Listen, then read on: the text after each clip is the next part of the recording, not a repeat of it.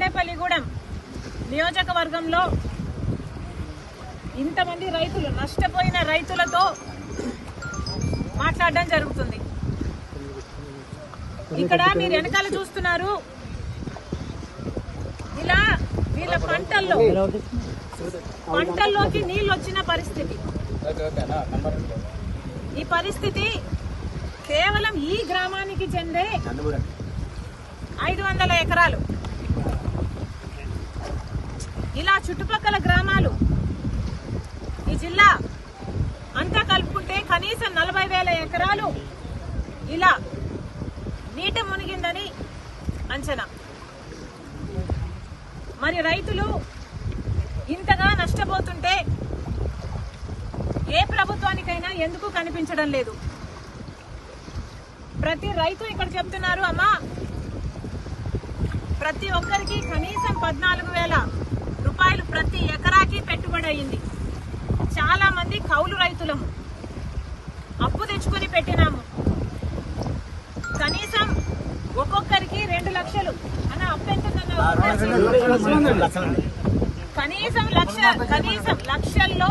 లక్షల్లో వీళ్ళకి అప్పు ఉంది.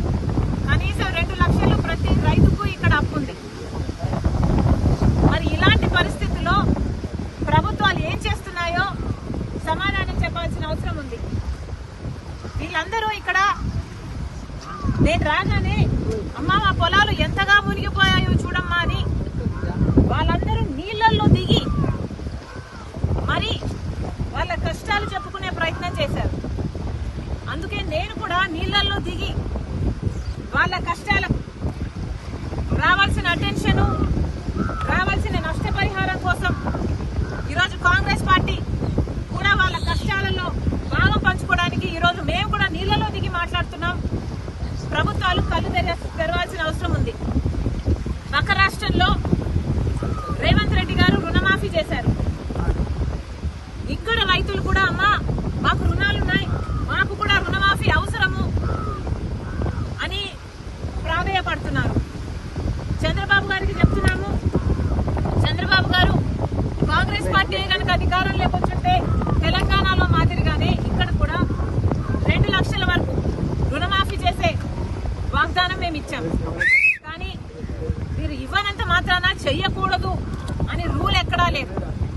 రాజశేఖర్ రెడ్డి గారు రుణమాఫీ చేస్తాను అని వాగ్దానం ఇవ్వకుండానే, మేనిఫెస్టోలోనూ పెట్టకుండానే రుణమాఫీ చేసిన గొప్ప మహానేత రాజశేఖర్ రెడ్డి గారు. చంద్రబాబు గారు కూడా రైతులను ఆదుకోవాల్సిన అవసరం ఉంది అని కాంగ్రెస్ పార్టీ డిమాండ్ చేస్తుంది. ఇక్కడ రైతులు చెప్తున్న పరిస్థితి అయితే దారుణంగా ఉంది. అమ్మా ప్రతి సంవత్సరము ఇక్కడ నీళ్లు ఇలాగే పొంగి పొర్లుతున్నాయి. ఎర్రకాలువ పైనుంది, ఎర్రకాలువలో మరమ్మతులు జరగలేదు, మోడర్నైజేషన్ ఏ కెనాల్స్ లోనూ జరగలేదు. అక్కడ గనక పూడికలు తీసునుంటే మాకు ఇన్ని నీళ్లు రాకపోయేవి, ఇంత దారుణంగా పరిస్థితి ఉండేది కాదు అంటున్నారు.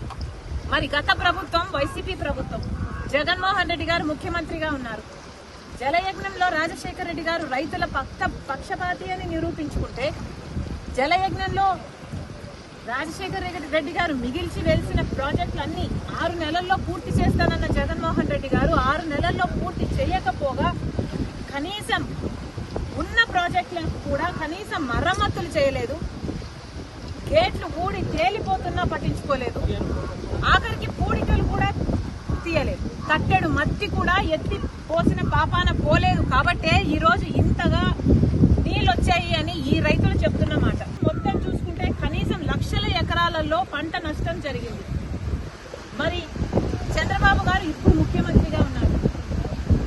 గత ప్రభుత్వం వైఫల్యాలను దృష్టిలో పెట్టుకొని మళ్ళీ మీరు అదే పొరపాట్లు చేయకుండా కాలువల మరమ్మతులు వెంటనే చేపట్టాలి. నెక్స్ట్ ఇయర్ కల్లా మళ్ళీ ఇదే పరిస్థితి రాకుండా చూసుకోవాలని ఈ రైతుల పక్షాన డిమాండ్ చేస్తున్నాం. వెంటనే వీళ్ళందరికీ నష్టపరిహారం కూడా కనీసం 12,000 రూపాయలు ఖర్చు అయింది. మాకు అంతకంటే ఎక్కువే అయింది, 16,000 అయిందని కొంతమంది చెప్తున్నారు. అంచనాలు వేసి వెంటనే ఆ ప్రక్రియ మొదలుపెట్టి వీళ్లకు నష్టపరిహారం కూడా చెల్లించాలని డిమాండ్ చేస్తున్నాం. ఇదే పరిస్థితిలో బీజేపీ పార్టీని కూడా నీళ్లలో సగం నీళ్లలో నడుం వరకు నీళ్లలో నిలబడి కాంగ్రెస్ పార్టీ ప్రశ్నిస్తుంది. ఒక పక్క బీహార్ వరదలు వచ్చాయని మీరు ఫ్లడ్ రిలీఫ్ ప్రకటించారు, కానీ ఆంధ్రప్రదేశ్ మాత్రం ఫ్లడ్స్ వచ్చినా ఫ్లడ్ రిలీఫ్ ఎందుకు రాలేదో బీజేపీ పార్టీ సమాధానం చెప్పారు. బీహార్లో మీకు 12 మంది ఎంపీలను ఇస్తే ఆంధ్ర రాష్ట్రం 25 మంది ఎంపీలను ఇచ్చింది. కూటమి ఎంపీలు 21 అయితే వైసీపీ ఎంపీలు కూడా బీజేపీ పార్టీకే మద్దతు పలుకుతున్నాయి. 25 ఎంపీలు ఆంధ్ర రాష్ట్రానికి చెందిన ఎంపీలతో మీ సర్కార్ అక్కడ నిలబడి ఉంటే మరి ఆంధ్ర రాష్ట్రానికి మీరు చేస్తున్నది ఏమిటి అని అడుగుతున్నాం.